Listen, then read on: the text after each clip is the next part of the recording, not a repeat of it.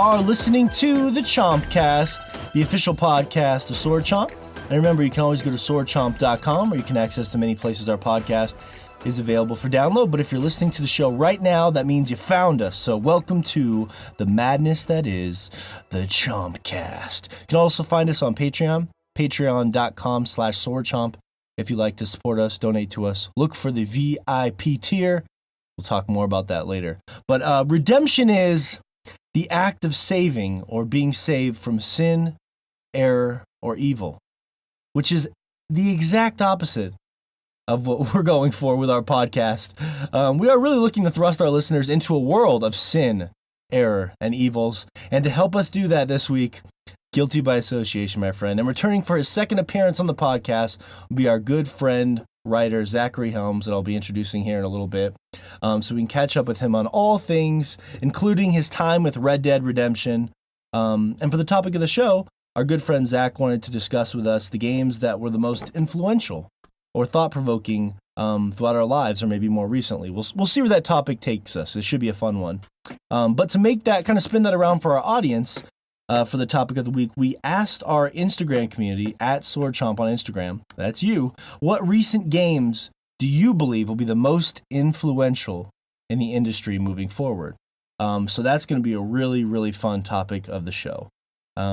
Now, you know, we are bringing the polls down upon you with a great fury as we discuss all sorts of poll topics voted on from the Instagram community as well. Topics like Arthur Morgan as a character from Red Dead Redemption 2, BlizzCon Diablo controversy, oh, that's going to be a good one, new Overwatch character revealed, and more. So it's going to be an action-packed show. Don't touch that dial. I've always wanted to say that, even though there's really no dial involved of any kind. But let's get to some intros here. He's been patiently waiting. He's a video game and film review writer from North Texas. Be careful dancing in the dark, ladies, because you'll end up in his arms. Zachary Helms is here. How you doing, Zachary? I'm doing great. Thank you for that illustrious intro. You're welcome. Now, every time I see that Joji music video, I think of you. So thank you. Dude, it's so good. It's so good. I really wanted tickets, but like whenever his tickets went on sale, it sold out in literally less than a minute. So Good, God. Yeah. I saw something saying that he was like the first, like, Asian. I don't want to get this wrong because it's going to make me sound really ignorant, but he's like the first Asian or first Asian American to have a Billboard 200 #1. Yeah, debut? like Did you on the R&B chart, he was number 2, and overall, I think he was in the top 10. He may have hit #1 I didn't see that. But yeah, dude, because he's like Filthy Frank or whatever on YouTube, and he's kind of like a established like quote unquote meme lord, but like his I don't know if you guys follow any of his music, but it's some super super moody stuff, and I think he just got signed. He just started a label with Rich Brian doing like 88 Rising, I think is what it's called. Mm-hmm. And they do kind of hip hop R&B inspired stuff, and it's pretty cool. Yeah, sounds like you know a lot. This is your Joji Minute, brought to you by This is my Zachary Helms. I'm a paid advertisement. That's right. Well, if you're part of the Instagram community, the Sword Chomp Instagram community, you probably know him as the Cosmic Pop-Tart.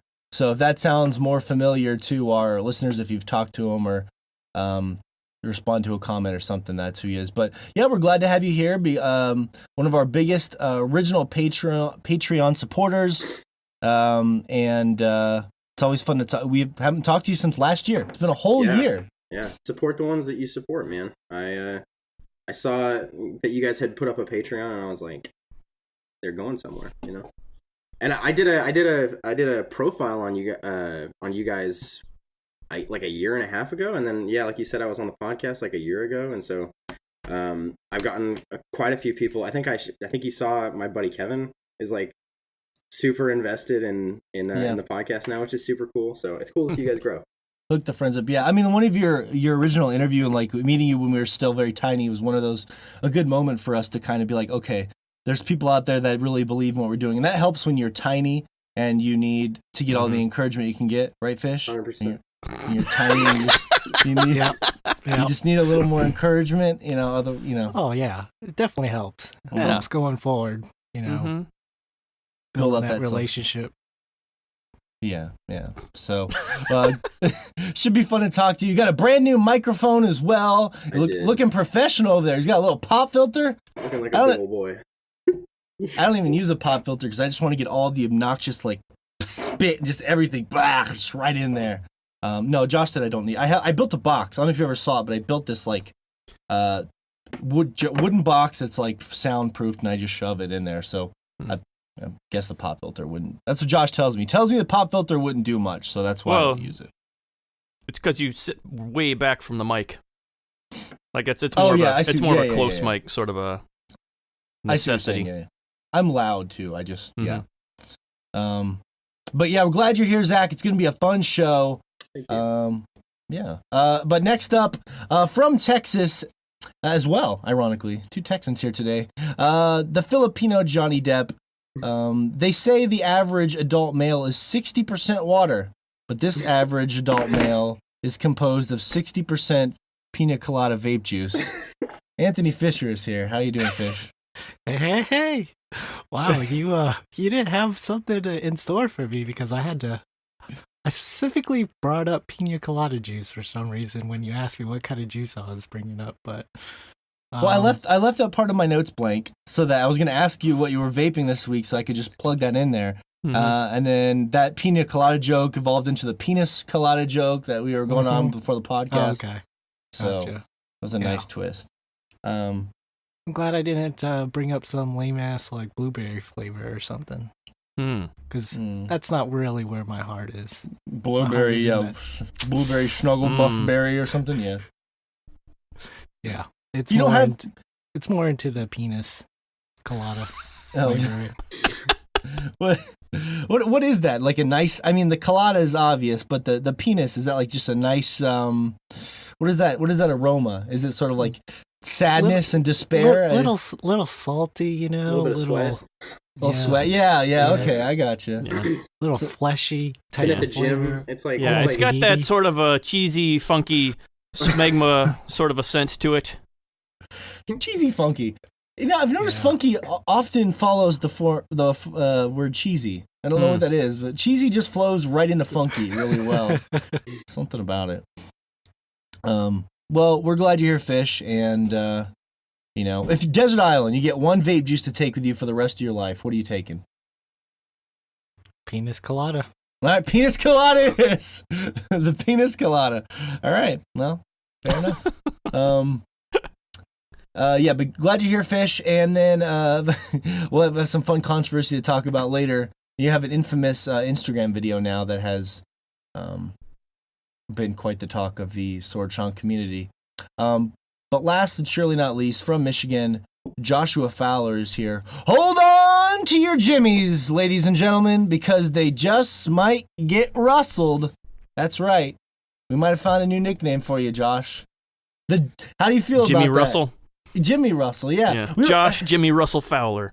Yeah. It's not bad. It's not. So there's a weird inside thing here, Zach, because we were trying to find another nickname for Fish because I stole a Filipino Johnny Depp for our VIP Instagram page, right? And that was Fish's legendary nickname. So somebody wrote in and they said, the Jimmy, what about Rustle Your Jimmies? Because Fish had said that on a podcast and we just thought it was like an old man phrase. Like Fish has like the strangest old man phrases on lock. You know what I mean? Well, now what's the origin of something like that? That specific quote. Yeah, that's a good point. And I didn't even know what it meant, but it just kind of means to agitate or kind of get under someone's skin a little like bit. rustle your feathers kind of thing. Yeah, rustle your jimmies. That's a rustle your jimmies. Substantive word. What the fuck? Right? I'm not against it. I'm just making observations. But then after the Red Dead show last week, there's some comments people left. And then Shay made an offhand joke about how Josh was rustling some jimmies, and I was like, well, maybe we were trying to add the nickname to the wrong host the whole time. Love it. That's amazing. The Jimmy Rustler. I don't know. How do you feel about the Jimmy Rustler, Josh? Does that seem okay? Is it still got to sink in a little, or? I'm fine as long as we spell Russell like the name, just to further confuse people. As opposed to Russell Wilson or Russell. Yeah, that's true. We don't want any of the Russells out there to get really upset. Exactly. For all of them. And I, of course, am General Mountain Time from Montana. And we have a lot to talk about today, which is why I'm glad we had a nice, breezy intro, because we're like overflowing with topics and fun things to talk about. So the topic of the show this week, Zach brought to us from basically the idea of, I guess, starting to get to know us a little more. But well, I'll let you introduce it. I like to let the host introduce their topics anyway. So. Yeah, I mean, you guys always end up talking, kind of going on these really interesting tangents about, obviously the games of the week and stuff like that. And I feel like as an audience member, as much as I am like a guest or whatever, it's interesting to hear, like, for example, Fish was talking about for all the authenticity of a game. Those things don't impress him like inherently. And so I was more interested in finding out what you guys like look for in games and examples of that have been released already. Like what is kind of the jack of all trades game that you want to play? What kind of mechanics are being used in these kinds of games, and why that's more interesting to you than just a really realistic open world? Why don't you take it away, Fish? You Mr. That's his song of the week. You remember that Shania Twain song? That don't impress me much. He's gotten that about every third text message from us this week. I can't stop it. Yeah. And my wife was wondering why I remembered all the lyrics to a song I haven't heard in 20 years. Oh, nice. I don't have a good answer for that question. It's a real popular song, actually. In the clubs. Still waiting for that TikTok of you doing it, but but yeah, so Fish, you can take it away. I mean, like, to answer, Zach's question, as opposed to something like Red Dead, where, no matter how technically impressive it is, so to speak, it doesn't quite set fire to your loins. What are the things that you're looking for? Well, things that would set fire to my loins would be gameplay. Definitely gameplay. Like in Red Dead Redemption 2, like the gameplay in that, it's fine. Like there's plenty of different stuff you could do, like fishing, hunting, riding on your horse, getting in shootouts. But for the main thing about that game is like getting out into shootouts, and for some reason, like I have a bad time in shootouts. Like last night I was playing the game, I get rolled up on by like a wagon full of O'Driscolls, and like they all just start shooting at me, and I'm like, what the fuck? So I get off my horse. As soon as I get off my horse, I go into Deadeye mode, kill 2 guys, and then the next second I'm killed myself, and I'm like, what the fuck is going on? Like there was no cover or anything, and it was painful. So what you're saying is that you suck at it. That's what you're trying to say. Okay, that's what I'm saying. Yeah. No, do you have the Deadeye? Do you have the Deadeye yet, where it's like it allows you to paint them with specific body parts, or do you still have the beginning Deadeye where it's like you do? No, you have. Yeah, okay. Yeah, I could paint them. Yeah, wherever I want to shoot them, which is usually nut shots. But is that where you go for it? I'm proud of you, Fish. Straight for the nuts. Unless there's a horse protecting those nuts, that's what you go for. That's. Sometimes you go for the horse's nuts, honestly. Yeah, especially if you're you Fish. can't miss those. Yeah. Only when it's hot. You know what I'm saying? Sweet. Wow, those balls on that horse is awfully low. Better make a shot for that. Well, Josh was just telling us last week that it was too easy. He could paint a crowd of 1,000 evil cowboys and just take them down without breaking a sweat. Yeah. I'm sorry for setting unrealistic expectations for you, Fish. I do apologize for that. Thanks a lot. Fish, it's easy. She'll have 7 or 8 orgasms. It's no big deal. And Josh, it didn't happen like that at all. I don't know what's going on. No, but gameplay is very, very important to me in video games. Like in recent years, like games that have really like stood out to me, and I would like to see what they do. Other developers and what they do is like Breath of the Wild and like Monster Hunter in more recent year. Those games both like hooked